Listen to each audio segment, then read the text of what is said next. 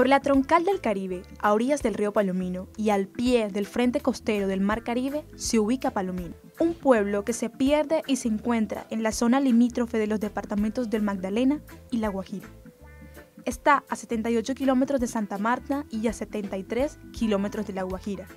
Geográficamente tiene un lugar privilegiado entre la vasta naturaleza y la amplia biodiversidad de la región, compuesta por el bosque enano, el Parque Nacional Natural Tayrona y la Sierra Nevada de Santa Marta, hacen de Palomino un punto estratégico para el turismo nacional e internacional.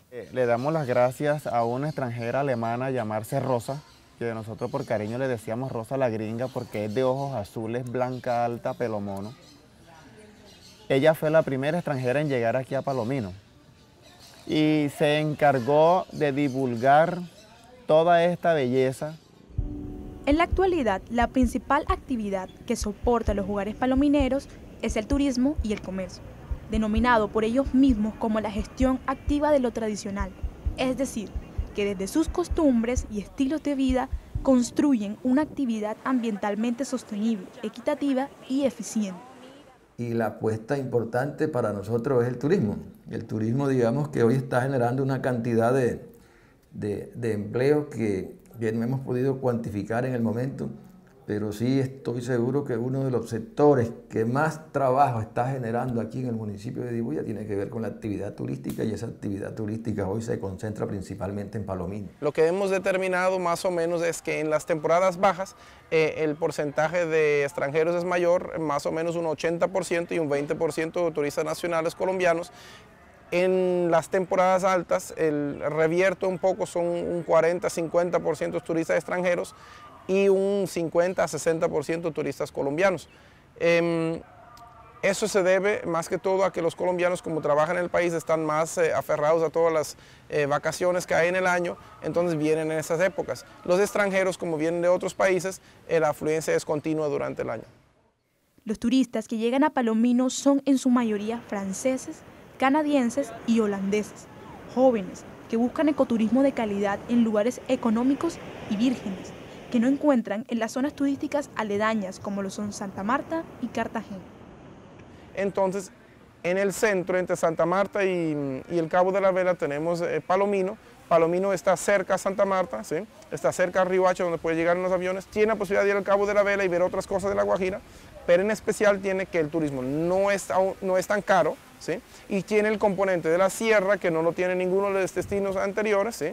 Tiene la parte del río, que tampoco la tenemos, y tiene unas playas muy bonitas y también una atención muy cordial de parte de la gente, que no está masificada como en los otros destinos que he mencionado. Hemos organizado varias campañas y varias brigadas para tratar de formalizar el negocio del turismo en Palomino. En este momento estamos desarrollando una brigada para que los hoteles, los hostales, todos los negocios que se estén dando en Palomino se formalicen, se legalicen, y esa legalización le pueda generar al municipio un beneficio tributario, para que ese beneficio tributario se genere en la solución de necesidades básicas que hoy están insatisfechas en este municipio. Palomino, en su paraíso de arenas blancas, que esconde un tipo de comercio que brinda una oportunidad de inversión, en temporadas altas recibe alrededor de 125.000 visitantes y produce para el corregimiento de Dibuya un 6% de su Producto Interno Bruto. Debido a que Palomino, muchos extranjeros han invertido en alrededor de 120 hostales que flanquean 500 metros de playa y brindan servicios para todo tipo de gustos. No tengo el dato preciso, pero el corregimiento, el territorio que hoy paga más impuestos prediales en el municipio está concentrado en los alrededores de Palomino.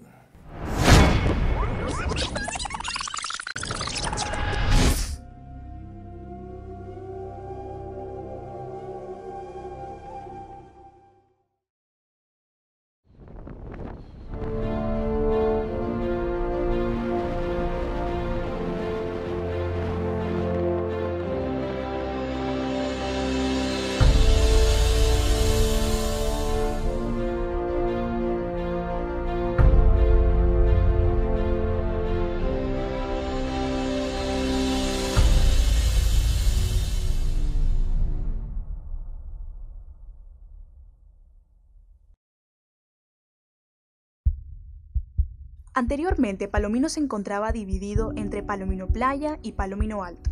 El pueblo en realidad era el que se encontraba frente al mar, pero debido a su ubicación geográfica, sufría de inundaciones causadas por la elevación del mar. Sin embargo, los criollos no temían al acecho del océano, pues los cogis desde la Sierra Nevada y lo alto de ella vigilaban sus movimientos y cómo acechaban sus tierras. Cuenta la tradición oral que en 1960 un mamo bajó de la sierra para avisar que se acercaba un ciclón de gran escala, que pronto destruiría todo el pueblo. Sin embargo, en ese entonces Palomino Alto pertenecía a un teniente militar llamado Pedro Cuello. Luego de que el ciclón arrasara con todo el pueblo, Cuello hizo una permuta sobre sus terrenos con los palomineros. En este negocio el teniente les permitía a los lugareños mudarse de Palomino Playa a Palomino Alto, y de este modo estarían seguros ante cualquier inundación y mejorarían su sustento económico. Es decir, no solo se centrarían en agricultura y pesca artesanal, sino también en comercio. Se hizo una permuta donde no se manejó ninguna clase de documentación, solamente, como decían nuestros ancestros antes, palabra de gallero, se respeta. Entonces él cogió las tierras que quedaron de allá, de Palomino Playa, y ellos se empezaron a mudar para acá, para este territorio, dividiéndolo en lotes. Las rutas de entrada que utilizaron los actores violentos para inmiscuirse en Palomino fueron las siguientes. El bloque norte de las AUC, encabezados por Hernán Giraldo y Los Castaño, llegan desde el Magdalena gracias a la actitud permisiva del entonces senador Vives Campo. Y desde La Guajira, las FARC tomando el nombre de la resistencia guayú.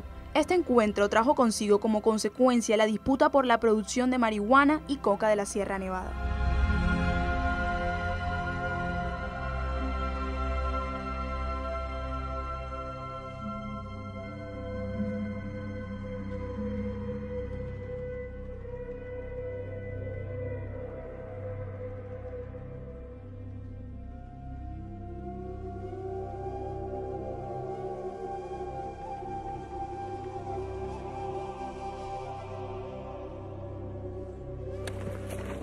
A mediados de los 90, Palomino fue sepultado por una ola de violencia que azotaba al Caribe colombiano. Paramilitares y guerrilleros se confrontaban de manera constante, buscando el control estratégico de las rutas geográficas de la zona. Estos grupos, al margen de la ley, en su momento fueron comandados por el clan Giraldo, Jorge 40 y Los Castaños, entre quienes las disputas por las rutas de navegación para la salida de los cultivos era permanente. Primero comenzaron a venir grupos y se presentaban en la sierra de los indígenas, pero muy escasos. Y yo escuchaba a los indígenas decir, por ahí hay una gente, hay 8, hay 7, hay 10. Pues fue cuando pusieron la base militar acá, en Palomino, entonces la gente por librarse de pronto, encontrarse en el medio del conflicto, pues uno a las 6, 7 de la noche, uno aquí no salía, esto aquí no se veía nadie. Palomino limita al norte con el Mar Caribe. Posee una costa ancha y poco vigilada por las fuerzas estatales. Al oriente con el Río Ancho, al sur con el departamento del Cesar y al oeste con el Magdalena. Palomino se encuentra a 2 metros sobre el nivel del mar. Pero además de todo esto, ¿qué hacía de Palomino el destino ideal para estos actos delincuenciales? Palomino, digamos que está en un sitio, vamos a decirlo entre comillas, ideal para que se desarrollen ese tipo de actividades delictivas. Palomino está en una zona montañosa, Palomino está en una zona de frontera con el Magdalena, Palomino tiene una playa bastante extensa, o sea que está los sitios de salida y los sitios de producción de cocaína, de marihuana, todo eso que se produjo acá en épocas pasadas, digamos que tenían ahí un ambiente propicio para ellos desarrollar su actividad. El tema del paramilitarismo en Palomino fue bastante intenso, bastante fuerte, incluso lo vivimos en carne propia, todo eso inconveniente y todo ese problema que generó esa época negra para Palomino, para La Guajira, para Colombia, que ojalá no se repitan, pero digamos que ahí encontraron los elementos que le gustan a todas estas actividades delictivas que que hicieron de Palomino casi que un pueblo fantasma. Palomino se convirtió en una zona de contingencia. Los palomineros, en ese momento, aparte de vivir de sus quehaceres regulares, vivían del contrabando de productos ilegales, como el cigarrillo, la gasolina venezolana y el alcohol. Los nativos no recuerdan fecha exacta cuando estos grupos entraron al lugar. La invasión de los violentos se dio de forma esporádica, empezando por Calabazo, Huachaca y terminando en Buritaca y Palomino. Los grupos armados convirtieron a Palomino en un pueblo fantasma. De paso, el conflicto que allí emergía fue un punto ciego para medios de comunicación y para las autoridades. Es decir, el conflicto en Palomino se encontraba completamente oculto por un pueblito que de lo único que se conocía era una vasta carretera conocida como la Troncal del Caribe, flanqueada por comercio de lado a lado. Era la ley, no, aquí no existían los policías, pero los policías no hacían nada, ya que ellos se creían los dueños del pueblo, ellos se creían la ley, era lo que ellos decían, era lo que ellos querían hacer, ya ahí no había personas que le dijeran nada a ellos, porque ellos, ¿quién puede con unas personas que viven altamente armados? La guerra en Palomino se encontraba oculta. Era una época en la que los palomineros se anclaban al miedo y a la desesperanza de no contar con el apoyo del gobierno para buscar una solución al conflicto. Tuvieron que aguantar los estragos del terror, optando por una actitud pasiva y condescendiente como su forma de sobrevivir a la situación. Las personas dejaron de salir de sus viviendas. Los paramilitares mantenían un control excesivo sobre la entrada y la salida de todo tipo de cosas del pueblo, desde personas conocidas del sector hasta los productos básicos de la canasta familiar. Los violentos cometían cualquier tipo de actos de intolerancia. Aquí no era raro de ver un niño de 10 o de 12, 15 años con 500,000 pesos, 1,000,000 de pesos, porque ellos se subían para la sierra a raspar coca y de ahí sacaban ellos el sustento de ellos y aún hasta el de su familia. Eso sí, que cuando se empezó a llegar el conflicto, yo saqué los hijos míos de aquí, estaban pequeños los niños, estaban pequeños.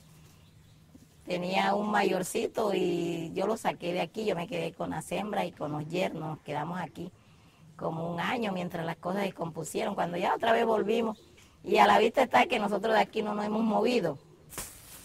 También por llevar uno compra allá arriba, nada más por llevarla. Y si llegaban que los guerrillos, y si le quitaban uno que la comía, y que cuando uno se venía a buscarla, o sea que ellos pensaban que uno que le estaba llevándole comía a ellos. También por eso también que lo mataban a uno también. Si una persona, un indígena o un campesino sube con mucha compra, hay que controlársela. ¿Por qué? Porque está subiendo compra para los grupos guerrilleros. Hay que dejarle subir lo esencial, lo que necesitan.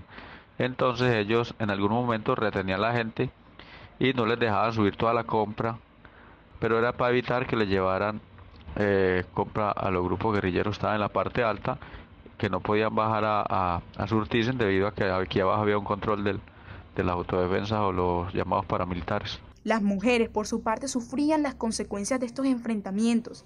Frecuentemente se escuchaban casos de jóvenes desaparecidas y a los pocos días encontradas, muertas y abusadas. Estas muertes eran atribuidas a Hernán Giraldo, que entre sus tantos apodos también le decían el taladro.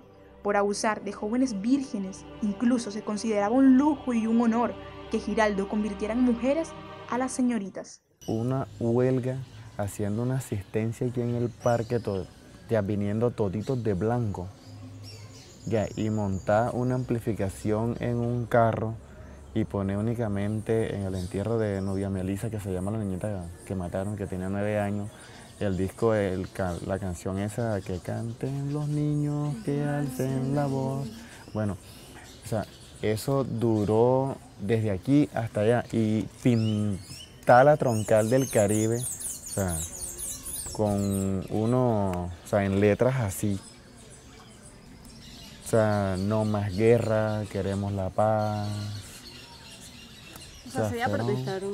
Sí, o sea, fue protesta en contra de la autodefensa.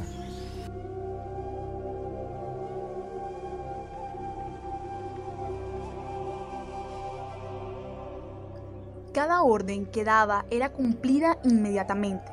Si decían que había que construir o derribar algo, las personas lo hacían por miedo a que fueran a tomar represalias contra ellas. Por tal razón, las familias que cumplían las órdenes podían vivir tranquilas. Yo veía que pam, caían los muertos y yo lo que hacía era que si caían boca abajo, lo volteaba boca arriba. ¿Qué iba a hacer? Más nada. Pero yo era una mujer que no lloraba, ni gritaba, ni nada. Yo veía que caían, montaban boca abajo, como así no podían salir, llegaba para los volteados boca arriba. Cállense, le decía yo a la otra gente. Mucha gente por temor a perder la vida, otros porque ya perdieron familiares, otros porque perdieron, de pronto se vieron presionados en que lo hicieron desalojar a las tierras, los lotes, se fueron. Usted sabe que había personas de uno que también daban, porque ellos le daban a los de aquí y ellos le daban a los de allá. ¿Esa vez?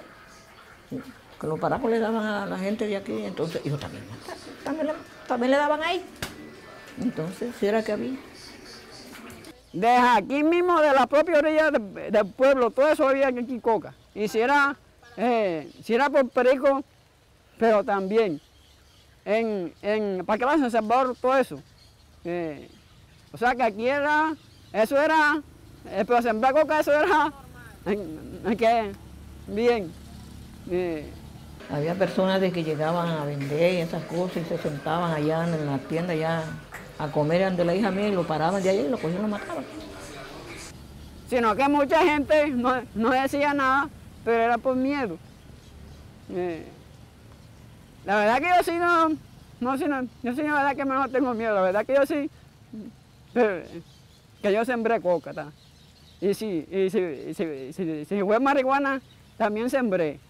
Hoy en día muchas personas se ven obligados a volver al pueblo, a trabajar a la persona que le compró, o a invadir un terreno ajeno para poder tener un techo o una casa donde construir, donde vivir.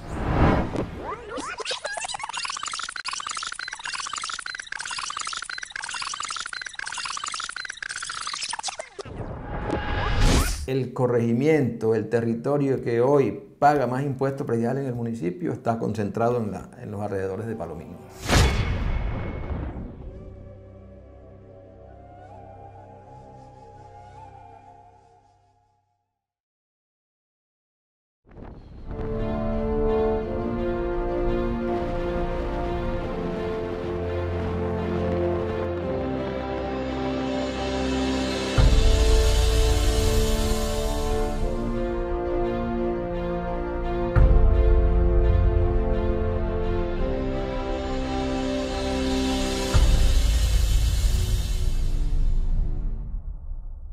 ¡Amigo, la falta! ¡No! ¡Para red! ¡Hombre de guerra! La sueltan de una.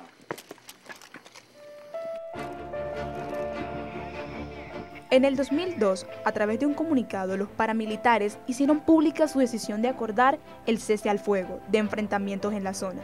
Después de superar los estragos del conflicto, los palomineros lograron hacer en Palomino una actividad turística sustentable, de tal forma que tomó fuerza en el municipio, dándole otro rostro.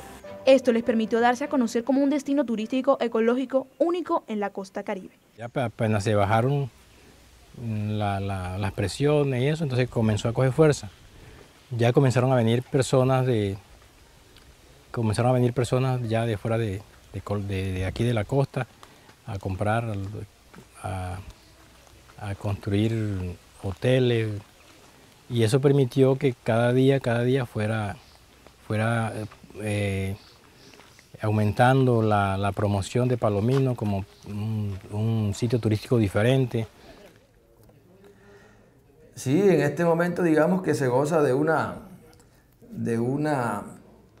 calma regular en el corregimiento de Palomino y en todo el municipio. Nunca faltan los incidentes aislados que se presentan, pero cada vez que hay algún incidente que atente contra la seguridad del corregimiento del municipio de Dibuya, nosotros acudimos a la Policía Nacional, al Ejército, para que nos ayuden a contrarrestar y no permitir que Palomino vuelva a vivir esas zonas de esas épocas del pasado que nadie quiere recordar.